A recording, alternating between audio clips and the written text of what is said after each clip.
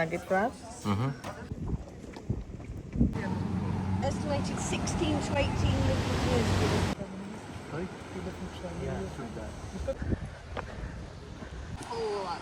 Oyster shells there.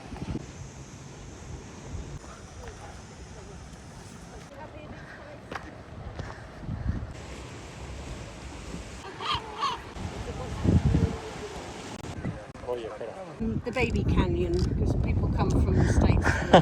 Oh my God, it's just like the Grand Canyon.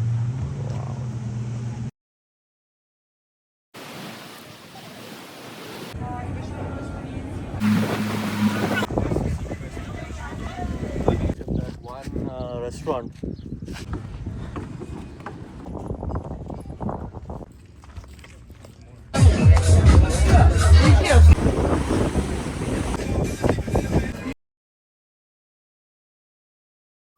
Hi hello ನಮಸ್ಕಾರ, welcome back to our YouTube channel Rahul's Chand. ಇವತ್ತು ಬಂದಿದ್ದೀವಿ ನugget crab. ಆಮೇಲೆ ಒಂದು coffee. ಎಷ್ಟು ಚೆನ್ನಾಗಿ ಕಾಣಿಸ್ತಾ ಇದೆ ನೋಡೋಕ್ಕೇನೆ. ಇದು ನಮ್ಮ ಪೋರ್ಚುಗಲ್ ಸೀರೀಸ್ನ 2ನೇ ಭಾಗ. ನಾವು ಬೆಳಗ್ಗೆ ಬೇಗ ಎದ್ದು ಬ್ರೇಕ್ಫಾಸ್ಟಿಗೆ ಬಂದಿದ್ದೀವಿ. ನಾವು ಯೂಶಲಿ ಬ್ರೇಕ್ಫಾಸ್ಟ್ ಸ್ವಲ್ಪ ಲೈಟಾಗೇ ಇಡ್ತೀವಿ. ಸೊ ಇವತ್ತು ನಾವು ಒಂದು ಅಡ್ವೆಂಚರಸ್ ಹೈಕ್ ಬುಕ್ ಮಾಡಿದ್ವಿ on top of Benagil cave area. So ಅಲ್ಲಿ 7 ಹ್ಯಾಂಗಿಂಗ್ ವ್ಯಾಲೀಸ್ ಟ್ರಯಲ್ ಅಂತ ಇದೆ. It's around 12 kilometres round trip. So ಇದು ಬಂದು ಒಂದು 3 to 6 hours trekking trail to and fro. ತೀರಾ ಡಿಫಿಕಲ್ಟ್ ಏನಿಲ್ಲ, ಮಾಡ್ರೇಟ್ ಇರುತ್ತೆ. ಬಟ್ ಇಲ್ಲಿಂದ ಸ್ಟನ್ನಿಂಗ್ ಪನೋರಮಿಕ್ ವ್ಯೂಸ್ ಇರುತ್ತೆ.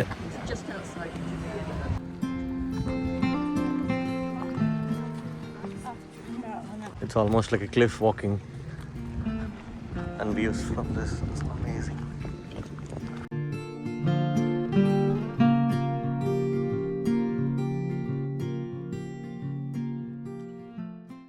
ನಮ್ಮ ಪ್ರೀವಿಯಸ್ ವ್ಲಾಗಲ್ಲಿ ನಾವು ಬೆನಗಲ್ ಕೇವ್ನ ಸಿ ಲೆವೆಲಿಂದ ಎಕ್ಸ್ಪ್ಲೋರ್ ಮಾಡಿದ್ವಿ. ಈಗ ಈ ಟ್ರಯಲಲ್ಲಿ ನಾವು ಟಾಪ್ ಲೆವೆಲಿಂದ ಎಕ್ಸ್ಪ್ಲೋರ್ ಮಾಡೋಕ್ಕೆ ಹೋಗ್ತಾ ಇದ್ದೀವಿ. ನಮ್ಮ ಪ್ರೀವಿಯಸ್ ವ್ಲಾಗಲ್ಲಿ ಬೆನಗಲ್ ಕೇವ್ ಈ ಥರ ಇತ್ತು ನೋಡೋಕ್ಕೆ. ನಾವು ಕೆಳಗಿಂದ ನೋಡಿದಾಗ ಆವಾಗ ಮೇಲೆ ಜನ ಓಡಾಡ್ತಾ ಇದ್ದಿದ್ದು ಕಾಣಿಸ್ತು. ಸೊ ನಾವು ಹಾಗೆ ಗೊತ್ತಾಯಿತು ಅಲ್ಲಿ ಟ್ರೆಕ್ಕಿಂಗ್ ಟ್ರಯಲ್ಸ್ ಎಲ್ಲ ಇದೆ ಅಂತ. ಸೊ ನಾವು ಬುಕ್ ಮಾಡಿ ಹೋಗಿದ್ದು.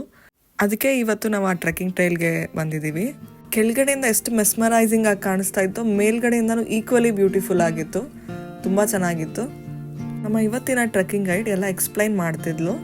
ಇದೆಲ್ಲ ಎಷ್ಟು ವರ್ಷದ ಹಳೇದು, ಹೆಂಗೆ ಫಾರ್ಮ್ ಆಯಿತು, ಇದನ್ನು ಯಾಕೆ ಬೆನಗಲ್ ಕೇವ್ ಅಂತಾರೆ, ಅಲ್ಲೆಲ್ಲ ವೆಜಿಟೇಷನ್ಸ್ ಏನಿತ್ತು ಎಲ್ಲನೂ ಅವ್ರು ಎಕ್ಸ್ಪ್ಲೈನ್ ಮಾಡ್ತಿದ್ರು.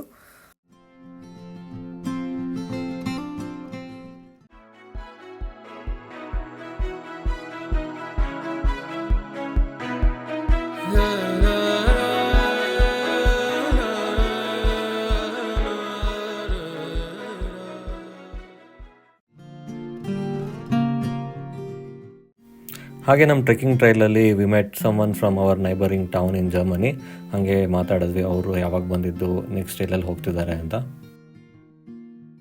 ಈ ಹೈಕಿಂಗ್ ಟ್ರೈಲ್ ನಮಗೆ ಡ್ರಮ್ಯಾಟಿಕ್ ಎರೋಷನ್ ಫೀಚರ್ಸ್ನ ತೋರಿಸುತ್ತೆ. ಇಲ್ಲಿ ನೋಡ್ಬೋದು like rock arches, steep cliffs and turquoise water. It was amazing to see from top.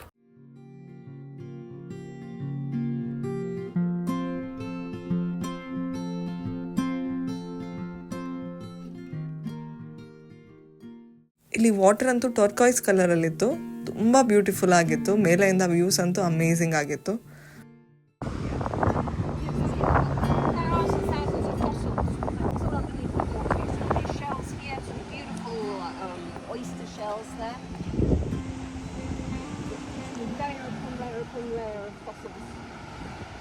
So ನಾವು ನಮ್ಮ ಲಾಸ್ಟ್ ವಿಡಿಯೋಲ್ಲಿ ತೋರಿಸ್ದಂಗೆ ಇಲ್ಲಿ ತುಂಬ ಹಿಡನ್ ಕೇವ್ಸ್ ಇದೆ. ಸೊ ಈ ಕೇವ್ಸ್ನ ರೀಚ್ ಆಗಬೇಕು ಅಂದರೆ ಈ ಥರ ಕಯಾಕಿಂಗ್ ಮಾಡ್ಕೊಂಬರ್ಬೇಕು ಅಥವಾ ಒಂದು ಬೋಟ್ ರೈಡ್ ಬುಕ್ ಮಾಡ್ಕೊಂಬರ್ಬೇಕು. ಆ್ಯಂಡ್ ಇಫ್ ನಾಟ್ ತುಂಬ ಬೀಚಸ್ ಇದೆ ಈ ರೀಜನಲ್ಲಿ, ಅಲ್ಗಾರ್ವೆ ರೀಜನಲ್ಲಿ, ಅಲ್ಲಿಂದನೂ ನೋಡ್ಬೋದು.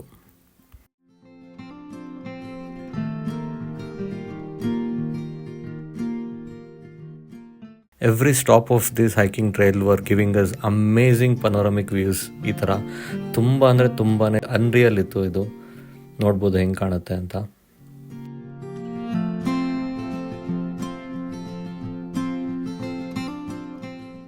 ಹೈಕಿಂಗ್ ಟ್ರಯಲ್ಸ್ ತುಂಬ ಅಡ್ವೆಂಚರಸ್ ಆಗಿತ್ತು.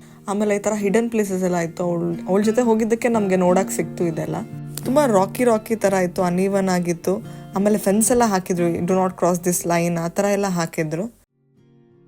ತುಂಬ ಒಳ್ಳೆ ಗ್ರೂಪ್ ಸಿಕ್ಕಿತ್ತು ನಮಗೆ from various parts of the world. Each one of them are sharing their experiences. It was fun.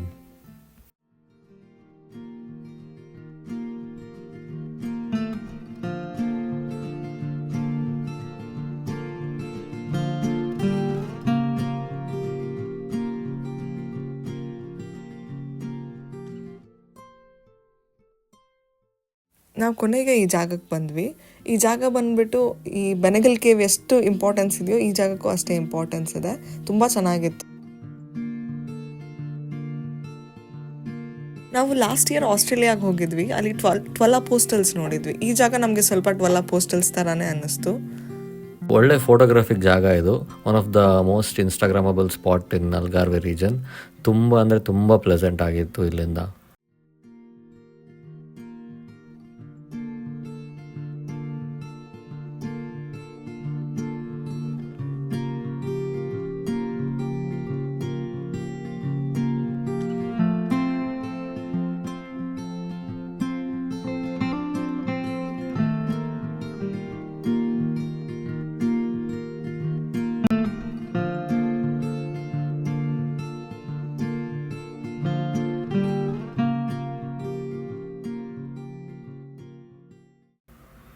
And you can see a lot of people who are doing kayaking. It's an amazing experience to do kayaking here. Maybe next time we are planning to do kayaking here ಅನ್ಸುತ್ತೆ, ನೋಡೋಣ. ಈ elephant shaped ಸ್ಟ್ರಕ್ಚರ್ನ ನೀವು ನಮ್ಮ last ವಿಡಿಯೋಲಿ ನೋಡಿರ್ಬೋದು. Last time ಬೋಟಿಂದ ನೋಡಿದ್ವಿ, ಈಗ ಹೈಕಿಂಗ್ ಮಾಡ್ಕೊಂಡು ನೋಡ್ತಿದ್ದೀವಿ. This is one of the windows wallpaper also. ತುಂಬ ಸೀನಿಕ್ ಆಗಿದೆ.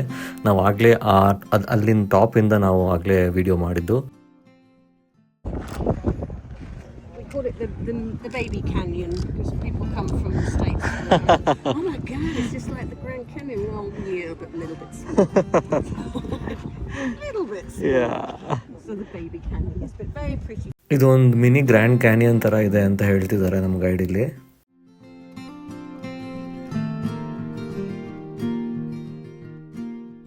ಇಲ್ಲಂತೂ ಪ್ರತಿ ಸ್ಟಾಪೂ ಒಂದು ಸೀನಿಕ್ ಸ್ಪಾಟ್ ಆಗಿತ್ತು. ತುಂಬ ಚೆನ್ನಾಗಿತ್ತು.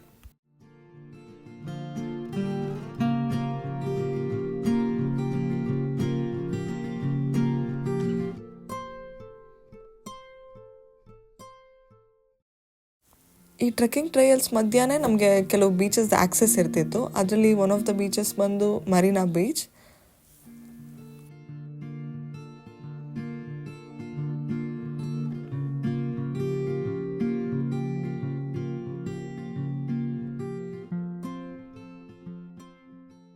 ಈ ಬೀಚ್ ಹತ್ರ ನಮಗೆ ಒಂದು 2 hours ಟೈಮ್ ಕೊಟ್ಟರು, ಸ್ವಲ್ಪ ರಿಲ್ಯಾಕ್ಸ್ ಆಗಿ ಸ್ವಲ್ಪ ಸ್ವಿಮ್ಮಿಂಗ್ ಮಾಡಲಿ ಅಂತ.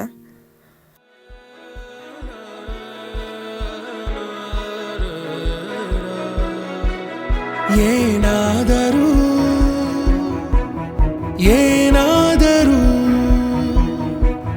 ಬದಲಾಗದ ನಗುವಂತಿರು. ಕಾಲಗಳು ಸಾಗಲಿ, ದಿನ ಓಡಲಿ, ಬೆಳಗುಂದಿದೆ ಕಿರು ಕಂಗಳಲ್ಲಿ. ಇಡೀ ಜಗವೇ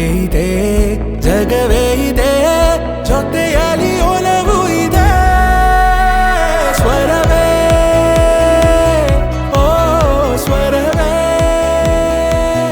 ಹಾಡಾಗಿ ಹರಿದಾಡೋ ಸ್ವರವೇ. ನಮ್ಮ ಟ್ರಯಲ್ ಮುಗಿಸ್ಕೊಂಡು ನಾವು ಬೇಗ ರೂಮಿಗೆ ಬಂದು ಫ್ರೆಶ್ ಅಪ್ ಆಗಿ ಸ್ವಲ್ಪ ಏನಾರ ತಿನ್ನೋಣ ಅಂತ ಹೇಳಿ ತಿನ್ನಕ್ಕೆ ಬಂದ್ವಿ. ಯಾಕಂದರೆ ನೆಕ್ಸ್ಟ್ ಇನ್ನೊಂದು ಅಡ್ವೆಂಚರ್ ಇದೆ ನಾವು ಹೋಗೋ ಅಂಥದ್ದು. ಇಲ್ಲಿ ಒಂದು ಒಳ್ಳೆ ವಾಫಲ್ ಡೆಸರ್ಟ್ ತೊಗೊಂಡ್ವಿ ನಾವು. ತುಂಬಾ ಚೆನ್ನಾಗಿತ್ತು.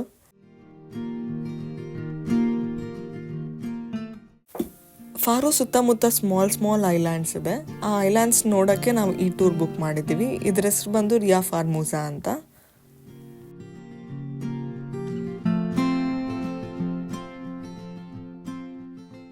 ಅಂಡ್ ಆಲ್ಸೋ ಅಲ್ಲೊಂದು ನ್ಯಾಚುರಲ್ ಪಾರ್ಕ್ ಇದೆ, ರಿಯಾ ಫಾರ್ಮೋಸಾ ನ್ಯಾಚುರಲ್ ಪಾರ್ಕ್ ಅಂತ.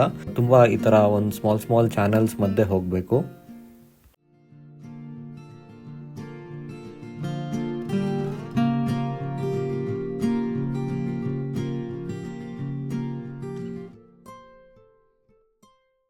ಅಲ್ಲಿ ನಮ್ಮ ಗೈಡ್ ಲೋಕಲ್ ಸ್ಪೀಸೀಸ್ ಬಗ್ಗೆ ಹೇಳ್ತಿದ್ರು ನಮಗೆ. ಇದು ಬಂದ್ಬಿಟ್ಟು ತುಂಬ ಫೇಮಸ್ ಕ್ರ್ಯಾಬ್ ಅಲ್ಲಿ. ಅದು ಊಟ ಹೆಂಗೆ ತಿಂತಿತ್ತು, ಅಲ್ಲಿ ಏನಕ್ಕಿದೆ ಅನ್ನೋದೆಲ್ಲ ಎಕ್ಸ್ಪ್ಲೈನ್ ಮಾಡ್ತಿದ್ರು ಅವರು.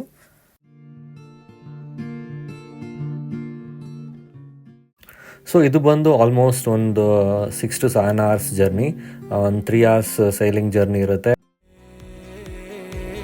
ಸ್ವರವೇ ಓ ಸ್ವರವೇ ಹಾಡಾಗಿ ಹರಿದಾಡೋ ಸ್ವರವೇ.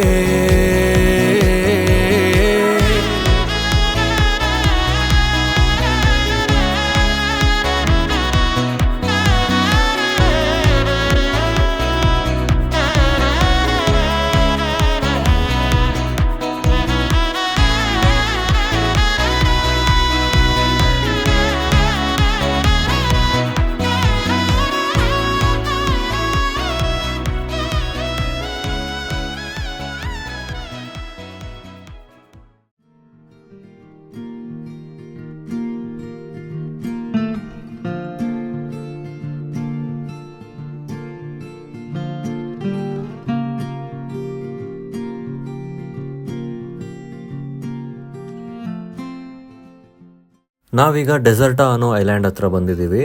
ಇದೊಂದು ಬ್ಯಾರನ್ ಐಲ್ಯಾಂಡ್, ಇಲ್ಲಿ ಯಾರೂ ಪರ್ಮನೆಂಟ್ ರೆಸಿಡೆನ್ಸ್ ಇಲ್ಲ. ಇದೊಂದು ವಿಲೇಜೇ ಅಲ್ಲ, just an island, but people come here just to relax and go back to the main city of Faro in the evening. ಇದು ಬಂದು southernmost point of mainland Portugal. ನಾವು ಹಾಗೆ ಐಲ್ಯಾಂಡ್ ಎಕ್ಸ್ಪ್ಲೋರ್ ಮಾಡ್ತಾ ಇದ್ವಿ, ಸುತ್ತ ಓಡಾಡ್ತಾ ಇದ್ವಿ, ಅಲ್ಲಿರೋ ಬೀಚಸ್ ನೋಡ್ತಾ ಇದ್ವಿ. ಹಾಗೆ ಈ ಮಧ್ಯದಲ್ಲಿ ರೆಸ್ಟೋರೆಂಟ್ ಏನಿದೆ ಅದು ಹೋಗ್ತಾ ಇದ್ವಿ. ಅಲ್ಲಿ ರೆಸ್ಟೋರೆಂಟ್ಸ್ಗೆ ಹೋಗೋ ಪಾತ್ನ ವುಡನ್ ಪ್ಲ್ಯಾಂಕ್ಸಿಂದ ಮಾಡಿದ್ದಾರೆ. ಈ ತುಂಬ ಐಲ್ಯಾಂಡ್ ಫುಲ್ಲು ವುಡನ್ ಪ್ಲ್ಯಾಂಕ್ಸ್ ಇದೆ. ಅದು ತುಂಬ ಬ್ಯೂಟಿಫುಲ್ ಅನ್ನಿಸ್ತು, ಒಂಥರ ಡಿಫ್ರೆಂಟ್ ಎಕ್ಸ್ಪೀರಿಯನ್ಸ್ ಅನ್ನಿಸ್ತು ನಮಗೆ ಅದ್ರ ಮೇಲೆ ನಡೆಯೋದಾಗಲಿ ಎಲ್ಲನೂ.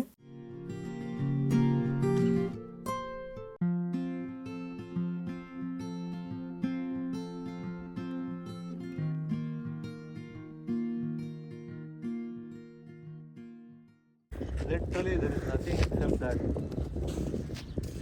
one restaurant. So boat guide ಹೇಳ್ದಂಗೆ this is the only living habitat in this island. So he runs this restaurant.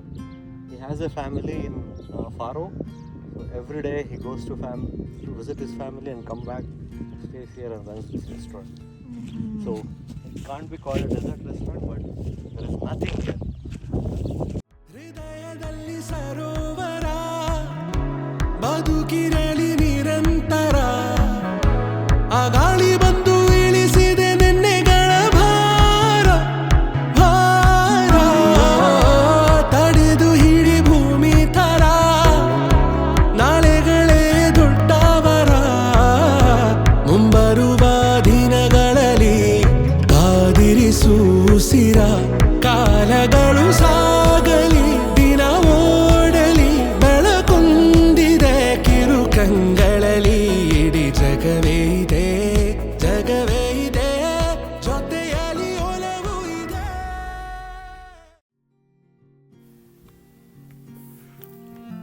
ಇದೊಂದು ವುಡನ್ ರೆಸ್ಟೋರೆಂಟ್ ಆ್ಯಂಡ್ ಅದ್ರ ಸುತ್ತ ಈ ಥರ ಅನ್ಡೆವಲಪ್ಡ್ ಬೀಚಸ್ ಬಿಟ್ಟರೆ ಇಲ್ಲೇನೂ ಇಲ್ಲ. ಬಟ್ ತುಂಬಾ ಪ್ಲೆಸೆಂಟ್ ಆಗಿತ್ತು, ವೆರಿ ಲೆಸ್ ಕ್ರೌಡೆಡ್ ಇತ್ತು. Different kind of experience for us.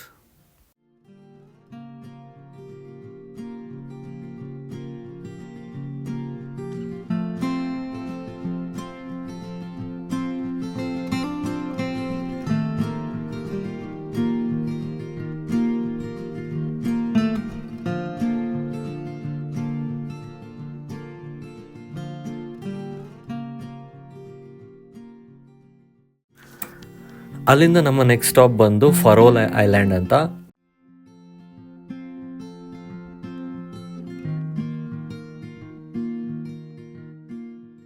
This island is much livelier than that Deserta island. ಫರೋಲ್ ಅಂದರೆ ಲೈಟ್ ಹೌಸ್ ಅಂತ. ಇಲ್ಲಿ ಲೈಟ್ ಹೌಸ್ ಮತ್ತು ತುಂಬ ಒಂಥರ ಟಾಯ್ ಹೌಸಸ್ ಎಲ್ಲ ಇರುತ್ತಲ್ವ, ಆ ಥರ ಅನ್ನಿಸ್ತು ನಮಗೆ ಈ ಪುಟಾಣಿ ವಿಲೇಜ್.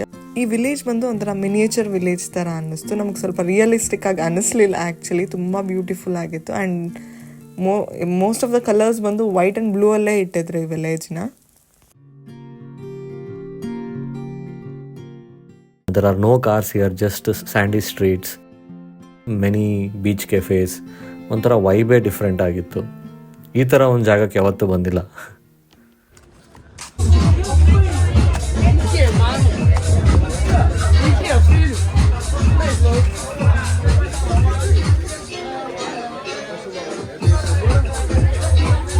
ಹಾಗೆ ಅಲ್ಲಿ ಈ ಥರ ಒಂದು ಅಮೇಝಿಂಗ್ ಬೀಚ್ ಬಾಕ್ಸಸ್ ಇತ್ತು. They were vibing like anything.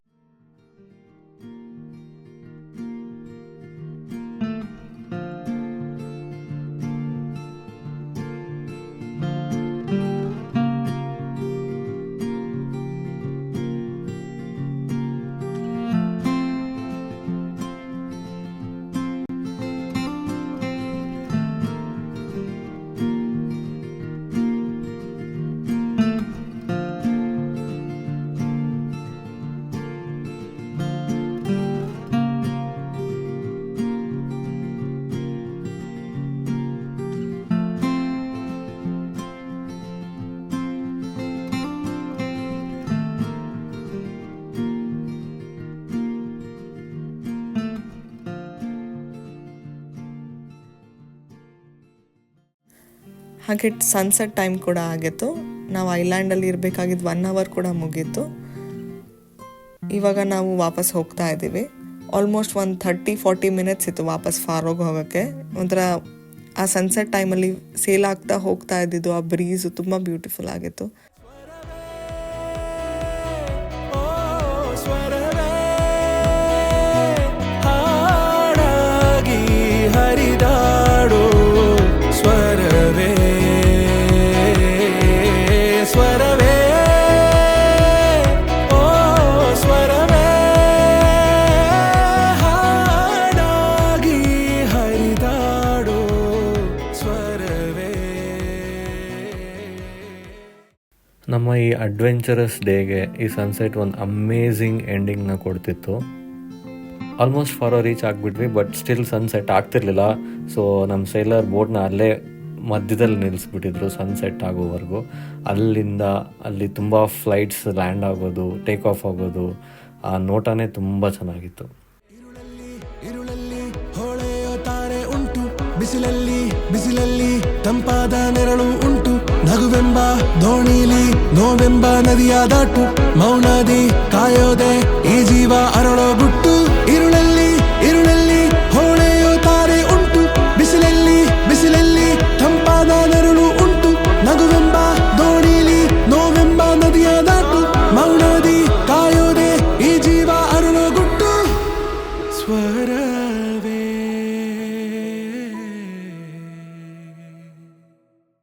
Island tour ಮುಗಿಸ್ಕೊಂಡು ಬಂದಮೇಲೆ ಇಬ್ರಿಗೂ ತುಂಬ ಹಶ್ವಾಗಿಬಿಟ್ಟಿತ್ತು. ಇವತ್ತು ಇಂಡಿಯನ್ ಟ್ರೈ ಮಾಡಬೇಕಂತ ಅನ್ನಿಸ್ತು. ಸರ್ಚ್ ಮಾಡಿದಾಗ ನಮಸ್ತೆ ಅನ್ನೋ ರೆಸ್ಟೋರೆಂಟ್ ತುಂಬ ಚೆನ್ನಾಗಿದೆ ಅಂತ ಗೊತ್ತಾಯಿತು. ಸೊ ಅಲ್ಲಿಗೆ ಹೋಗ್ತಾ ಇದ್ದೀವಿ.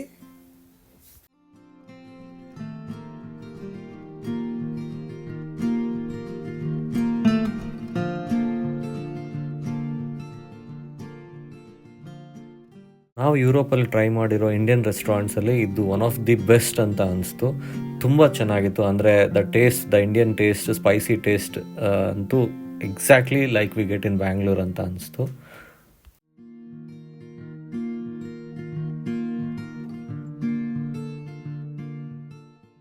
ನಾವಲ್ಲಿ ಗಾರ್ಲಿಕ್ ನಾನ್, ಬಟರ್ ಚಿಕನ್ ಮತ್ತು ಬಿರಿಯಾನಿ ಆರ್ಡರ್ ಮಾಡಿ ತಿಂದ್ವಿ.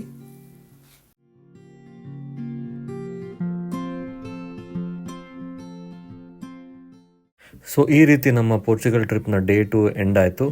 ನಾಳೆ ನಾವು ಇಲ್ಲಿಂದ ಲಿಸ್ಬೋನ್ ಕಡೆಗೆ ಹೊರಟಿದ್ದೀವಿ. ಲಿಸ್ಬೋನ್ ಬಂದು ಪೋರ್ಚುಗಲ್ನ ಕ್ಯಾಪಿಟಲ್. ಸೊ ಆ ಲಿಸ್ಬೋನ್ ಟ್ರಿಪ್ ಹೆಂಗಿರುತ್ತೆ ಅಂತ ನಮ್ಮ ನೆಕ್ಸ್ಟ್ ವಿಡಿಯೋಲಿ ತೋರಿಸ್ತೀವಿ. ನಮ್ಮ ಈ ವಿಡಿಯೋ ನಿಮ್ಗೆ ಇಷ್ಟ ಆಗಿದ್ದರೆ ಲೈಕ್ ಮಾಡಿ, ಶೇರ್ ಮಾಡಿ, ಸಬ್ಸ್ಕ್ರೈಬ್ ಮಾಡಿ. Thank you.